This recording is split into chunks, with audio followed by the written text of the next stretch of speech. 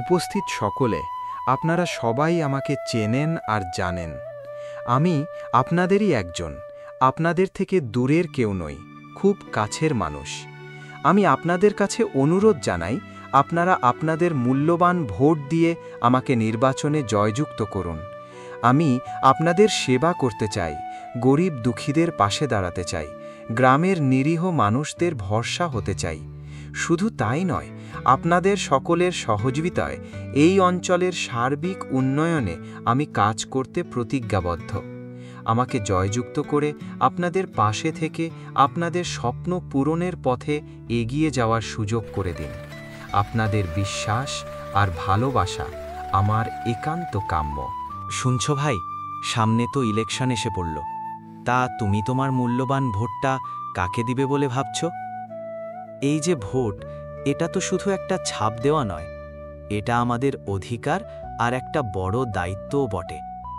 তাই ভাবছি, সব দিক বিবেচনা করে যে আমাদের ভবিষ্যতের জন্য সত্যি ভালো কাজ করবে, তাকেই আমার মূল্যবান ভোটটা দেব। আরে ভাই, আমরা হলাম গ্রামের নিরীহ মানুষ, তাই আমাদের পাশে যে থাকবে, যে আমাদের উপকার করবে, বিপদ আপদে পাশে থাকবে, এমন একজন যোগ্য ব্যক্তিকেই আমাদের মূল্যবান ভোটটি দেওয়া উচিত। কারণ আমাদের ভোটেই তো ঠিক হবে কে আমাদের কথা সমাজের সামনে তুলে ধরবে, কে এই গ্রামের উন্নতির কাণ্ডারি হবে। তাই আসুন সকলে মিলে এমন একজনকেই বেছে নিই, যিনি সত্যিই এই গুরুদায়িত্ব সামলানোর যোগ্যতা রাখেন, যিনি সবসময় আমাদের হিতাকাঙ্ক্ষী হবেন, যিনি গ্রামকে নিজের পরিবার মনে করবেন। আমাদের সকলের মিলিত প্রচেষ্টায় একদিন এই গ্রাম আলোর পথে এগিয়ে যাবে, সবার মুখে হাসি ফুটবে, এই আশাই তো আমরা রাখি। আজকের দিনে এই সমাজে যোগ্য মানুষ খুঁজে পাওয়াটা যে কত বড় ব্যাপার, সে আর বোঝাবো কারে।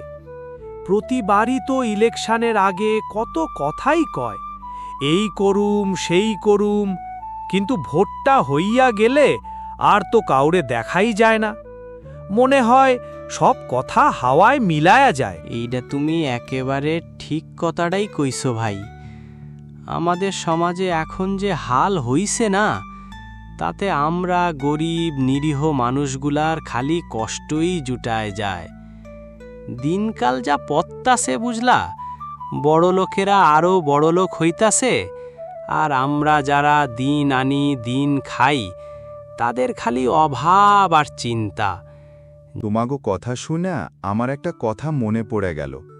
এই গত ইলেকশনের কথা মনে আছে সবার? বাবু মিয়া তখন কত কথাই না কইছিল জিতলে সবার লগে থাকব, রাস্তাঘাট ঠিক কইরা দিব, গরিব দুঃখীর পাশে দাঁড়াইব, আরও কত কি যে কইছিল। মিষ্টি মিষ্টি কথা শুই না আমরাও ভাবছিলাম, আহা, এইবার মনে হয় একটা ভালো মানুষ পাইছি।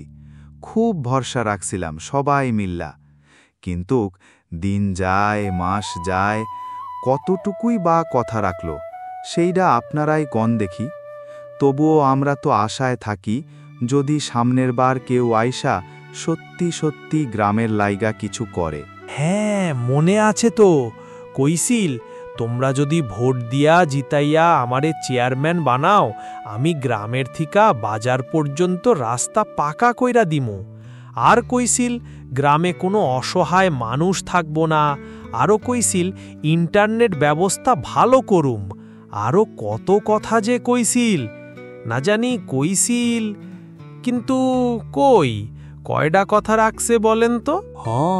ঠিকই তো কইছো, আমারও সব মনে আছে। বাবু মিয়ার জন্যই আমরা কম খাটাখাটনি করি নাই। বাড়ি বাড়ি গিয়ে ভোট চাইছিলাম, সবার লগে কথা কইছিলাম।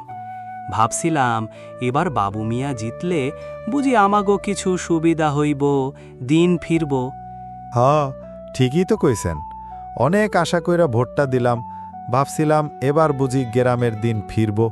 কত কথা দিল, কত জনে কত স্বপ্ন দেখল, চেয়ারম্যান তো হইল, কিন্তু আফসোস, তার মুখ থেকে যে একটা কথাও বাইরই ছিল, তার একটাও সে রাখে নাই।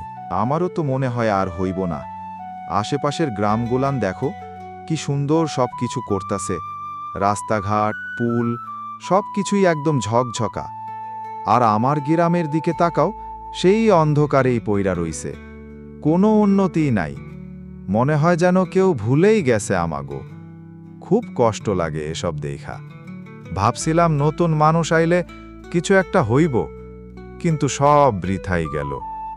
এইবার মনটা একদম ভাঙ্গা চুরমার হয়ে গেল গা, আর কিছু আশা করার ইচ্ছাই করে না। আমরা তো আর এই সুযোগ সুবিধাগুলা ভোগ করতারলাম না ভাই। ভাবছিলাম আমাগো পোলাপাইনরা হয়তো পাইব এইগুলা, কত আশা আসিল মনে। অথচ পোলাপাইনরাও তো বড় হইয়া গেল গা। গ্রামের অবস্থা এখনও যেই সেই, না রাস্তাঘাটের উন্নতি হইল, না অন্য কোনো সুবিধা বাড়ল। যা আসিল তাই আছে। এইরম দেখলে খুব কষ্ট লাগে। মনে হয় পোলাপাইনরাও মনে হয় আর এই সুযোগ সুবিধাগুলা পাইব না, আমরার মতোই থাকব। এই চিন্তা করলে বুকটা ফাটিয়া যায়। আরেকটা কথা মনে পড়ল আমার পোলাগো জন্ম নিবন্ধনের কার্ডে নামটা ভুল আসিল, তো হেইডা ঠিক করানির লাইগা বোর্ড অফিসে গেলাম। ওনারা কইল এই কামটা করাইতে গেলে আগে চেয়ারম্যান সাহেবের কাছ থেকে একটা সই আননো লাগব। আরে ভাই, এই সামান্য একটা সই আনতে যামু, কিন্তু চেয়ারম্যান সাহেবের দেখা পাওয়াই মুশকিল। 6 মাস ধইরা খালি ঘুরাইছে, এই অফিস থেকে হেই অফিস, এই বাড়ি থেকে হেই বাড়ি। মনে হইতো আমরা যেন কেউ না, ওনাদের কাছে আমাগো কোনো দামই নাই।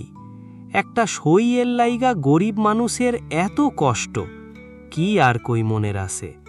কি কষ্ট দিনকাল ভাই। ঠিকই কইছ। প্রতিবারের মতো এইবার আর সেই ভুলটা করা চলব না। অনেক তো ঠকলাম, আর না। এইবার আমরা যাই না বুঝা, ভালো কইরা দেখা শুইনা তারপর ভোট দিমু।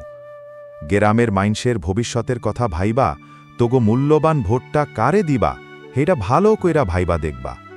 যে খালি মুখেই কথা কয়, কামে কিছু করে না, তারে ভোট দিয়া আর লাভ নাই।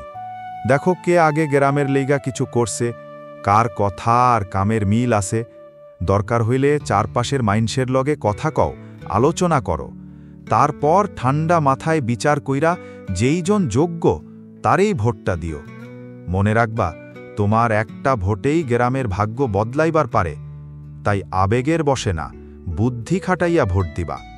আশা করি এইবার আমরা সঠিক মানুষটারে বাইছা নিতে পারমু, আর গ্রামের দুঃখ গুছব। হ্যাঁ, একটা বুদ্ধি করলে কেমন হয়? এখনও তো ইলেকশনের ভালোই সময় বাকি আছে।